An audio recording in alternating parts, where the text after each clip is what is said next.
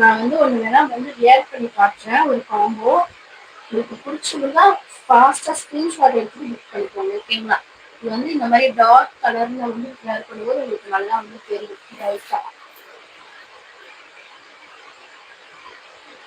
Screen அப்படியே double time touch பண்ணி like பண்ணிட்டு பாருங்க. ஃபர்ஸ்ட் டைம் சேனல் பார்க்குறாங்க, மறக்காம சப்ஸ்கிரைப் பண்ணிக்கோங்க. இது வந்து பார்த்தீங்கன்னா நெக்லஸ் வந்து வியர் பண்ணியிருக்கேன்.